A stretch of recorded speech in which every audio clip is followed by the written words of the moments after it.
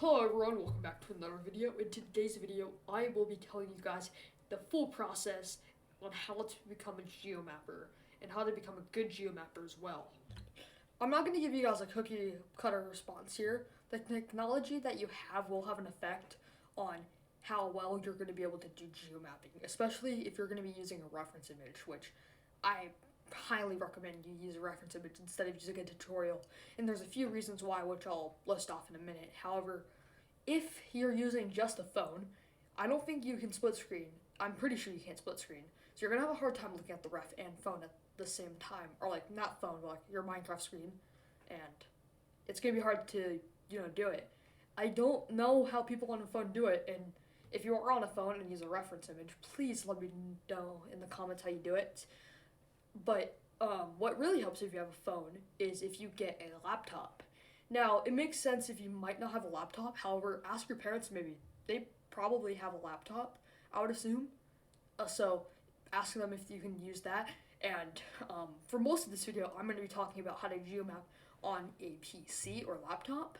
Not really on a phone, but I'll just mention the things that you can do on a phone to geomap. There's this app called Ibis Paint, and I'm sure all of you guys have heard of it, but it's a great app for like open up an image. And if you want to see the pixels to build a map, Ibis Paint's your the number one option. So use that. I don't know if there's any other apps. There's probably are, but Ibis Paint's the most popular from what I've heard. But yeah, let's get into how you geomap on a PC, the main focus of this video. Now first, like I mentioned with using Ibis Paint on a phone, what software are you going to use on a PC?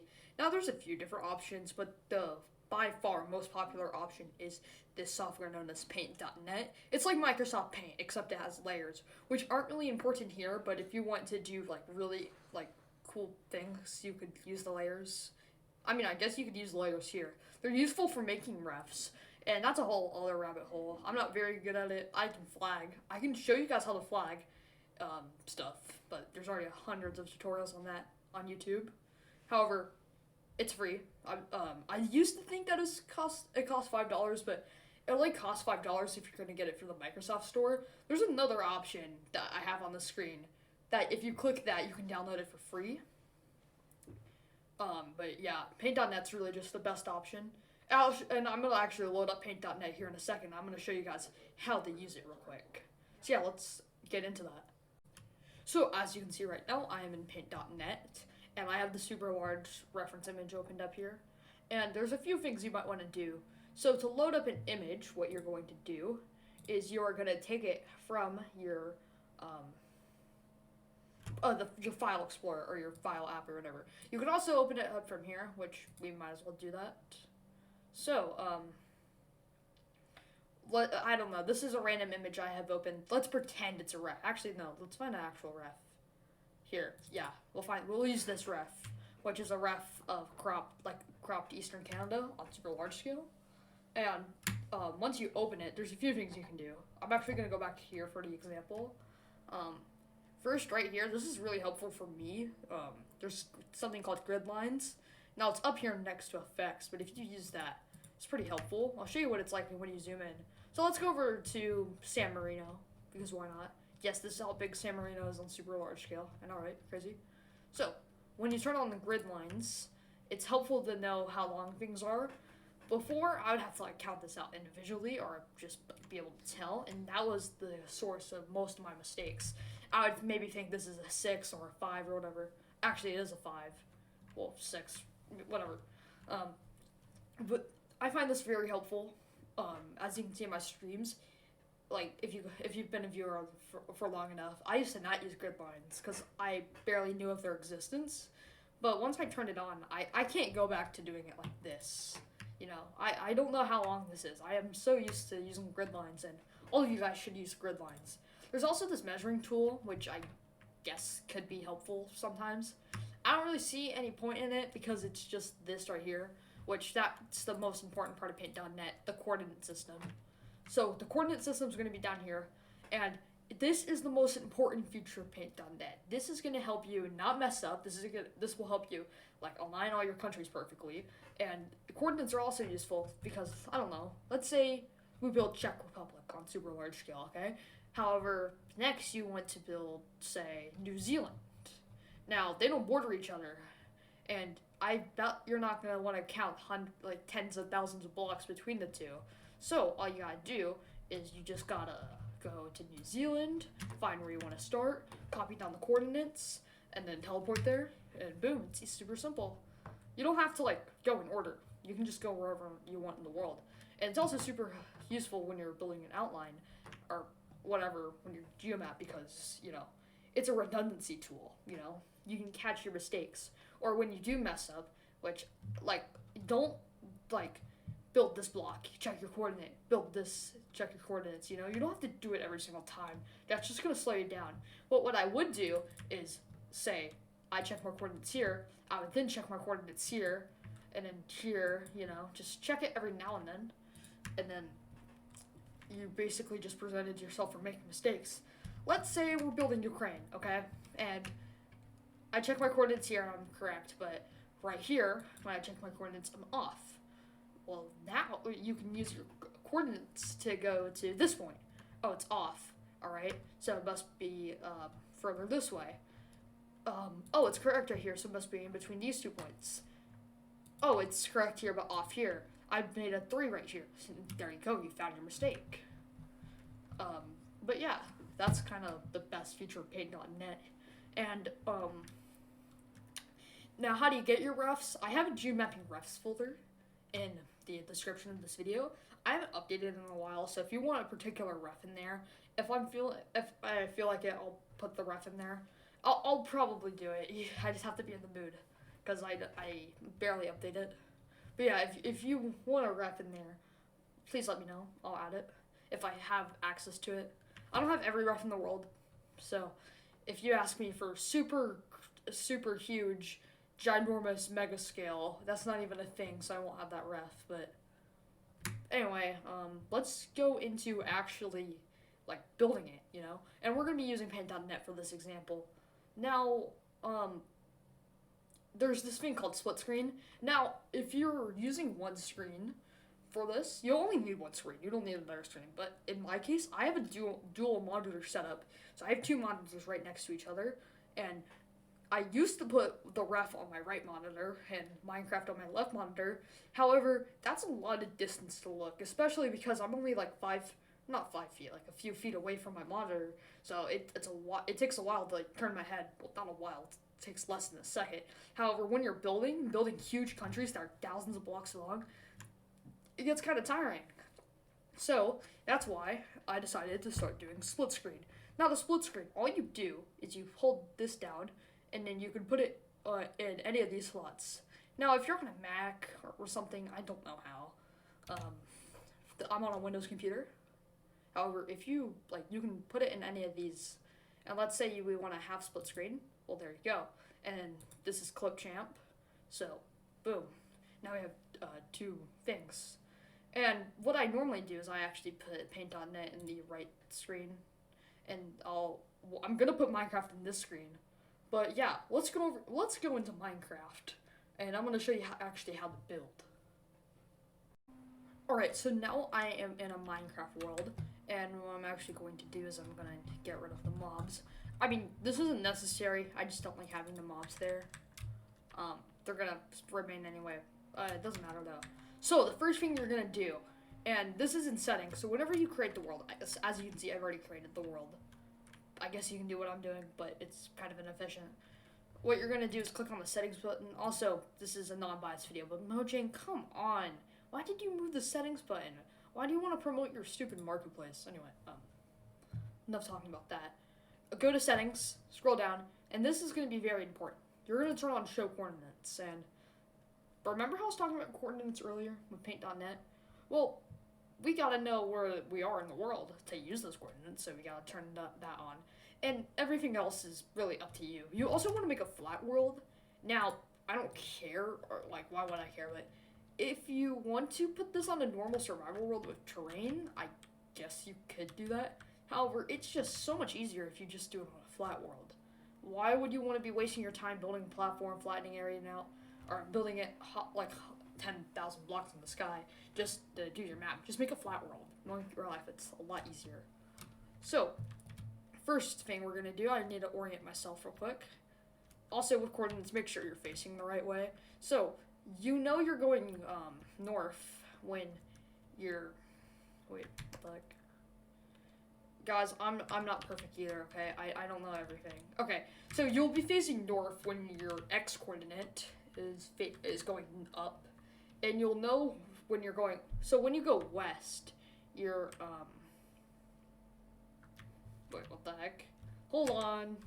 1,000,000 zillion jillion dillion cotillion times later. Alright, sorry about that. So this is north when your x coordinate is going down, and you know when you're going west because your x coordinate will be going down as well. So if you hold down your A and W key at the same time, both of your coordinates will go down, and if you hold your S and W key, you'll be going into positive positive. If you're in math class, this will make a ton of sense to you. I always get north mixed up and south mixed up and west. Yeah, you know, just make sure you're facing the right way. And I'm glad I did that because I just got confused. Now we're gonna be building a country, and you know we're gonna be doing San Marino because I'm kind of lazy today, and I don't feel like building an entire huge country just for this video. So what you're going to do, use this tool right here in your toolbar on paint.net. You activate it by clicking this. So I don't know when you download it, these are activated, so you gotta go up here to the top right, click on every single one of these. Actually, you don't need the layers. You actually don't need any of these, but you do need the tools, so I'll just do that. And this is the tool picker, or whatever, I don't actually know what it's called, but it's right next to recolor and pencil tool. Anyway, use it, it'll kind of show you where you are. If you don't have it, like if you have a pencil, it works fine, but this is just easy. So, go over to a block, and what you're going to do in split screen mode is click escape. Now that coordinate is saved. What you're going to do is you're going to do a teleport command. So if you don't know how to do a teleport command, this is what you do. You do /TP yourself. So just put in your name. If you're on PC, what you do is just put an R for my name, like that, and then you click tab. Also, guys, I'm not trying to be rude. Please. I know I'm showing my name here. I don't care. Just please don't like add me, okay? I don't like. I'm glad you guys support me and you guys want to be like friends with me, but like, I don't know who you guys are. So like please don't like go add me on Xbox. I get a ton of people like message me on there, and I just don't respond because I don't want to show favoritism to my loyal fans. But yeah. Anyway, yeah, enough yapping around. This video is gonna be long. Type in this right here, and you're gonna click enter, and now you're there. So what you're going to do is grab blocks. Now I don't care what blocks you use. If you want to build the outline of San Marino with green concrete, go ahead. And I assume you guys have done this before, but you're going to build. I'm mostly showing you the coordinate aspect of it. So we're gonna go here. So sometimes I'll just do this to make sure I'm facing the right way. We'll do a 4, and I don't know, I'll just build the outline real quick, you know? I can just look at it. You should just be able to look at it for the smaller ones. And then for, like, right here, I use the coordinates. Just help me out a little bit. But then, what if you, like, mess up? Like I did here, I did this on purpose. But however, like, let's just say we continue the outline around, just because. As you can see, the coordinates are now off. The last digit to be a 4, and in Minecraft it's a 5. So what do we do? Well, we can backtrack. Okay, this isn't right, so it has to be before this. This isn't right, so it has to be before this. And if we check here, oh, that's correct. Oh, this is where I made my mistake. I added an extra 1 down there. And now you just fixed your mistake. So then I can finish the outline. And just like that, I've completed the outline. So this next part, I'm going to show you. First, I'm going to build the emblem, because yes. Now, emblems can be kind of difficult sometimes. Just the hardest part, for me at least, is block placement. There are tools like SpriteCraft that you can use. So if you want to use something like SpriteCraft, go ahead. I'm not stopping you. However, I do think if you make sure you select the blocks you want to use, I normally select all the terracottas, all the wools, and all the concretes, because I'm not gonna, like, I don't want to be using brick blocks or whatever. But yeah, it looks like I forgot to get light gray out. Also, you can use accurate blocks, but I'm not an accurate blocks kind of guy, so we're just gonna do this. Alright, that took way longer than it should have. However, now what we're going to do is we're going to be doing something called the lava method. Now, this was invented by my friend 9 Calories, I think. I actually don't know the history of the lava method, maybe I should. However, it's a pretty quick way to fill in an area. So, let's do our flag outlines. Alright, so for the bottom half, we're going to be using the lava method. And for the top half, we are going to be using the water method, or bend method, or whatever. I don't know, we call it methods. It's just, if you want to replace whatever you want with lava or water. Now, I will say the water method is a lot better for smaller areas, and the lava method is a lot better for bigger areas. So what we're going to be doing here is, in the description of this video, I have links, or not links, I've written all the commands. So, I have just some basic ones down there. However, there's one important thing. So, we'll just do the water method first, because it's a lot easier, and it doesn't require command blocks. Yes, I will be talking about command blocks here in a second. So, get a water bucket out, and just fill in the area you want with water. If you see flowing water, it doesn't matter. It still counts as water, and it will replace it as water, even though it is technically flowing water. So, I am going to load up the commands I have. So, for the water method, let me just pull up. I have them saved, so let me pull them up real quick. Alright, so we want to fill this in with light blue, okay? So, I'm going to get the command for light blue concrete. I'm going to Control V, and there you go. I got it. Please copy and paste it. It'll make your life a lot easier. Look at all those tilde marks. Look how long this is. You don't want to be typing this out. Especially if you're going to do a slightly bigger area. Wait, am I? Oh my god, that is such an embarrassing mistake there. I'm trying to fill in the white area with light blue. Call me out. Please call me out in the comments. I didn't mean to do that. Anyway, we got white concrete replace water. Make sure you use the right thing. I filled in countries with the wrong block, and it takes forever to fix. And just like change the command. And also make sure you're using the right thing here. Never change this part right here, the /fill, till the 32 negative whatever. But what you do want to change sometimes though is everything from here to here. If you're going to be using lava, if you want to, it won't flow fast, but you can just change this with lava, and then change the type of concrete you want to use or block right here, and then always keep it replaced. So yeah, let's click enter. And as you can see, it magically filled in. Now we're going to be doing the lava method for the southern part of San Marino here. And this is a lot more complicated, so it's going to take me a while. Also, ticking areas. I won't be talking about them here because they're complicated and most of you guys won't be using those. So what I am going to be doing here is we're going to first get do a /give command. Put your username here. And then get a repeating command block. Now that you have your repeating command block, you're going to place it down on the ground. And I'm just building on GBSL. There you need ticking areas. Here you do not. So what you're going to do is you're going to open it. And the first thing you're going to do is you're going to go to command input. And you're going to be putting whichever command you want to use. So in this case, I want to use this command. I have this in the description. It's gonna be somewhere in there. So get this command. Now, look, it has the lava replaced lava. Don't change that when you're filling in the lava, okay? You will change it in a second, though. If you want to. So, also, before I forget, you need to change needs redstone to always active. Now, you can hook this up to redstone, but it's just easier to have it on always active.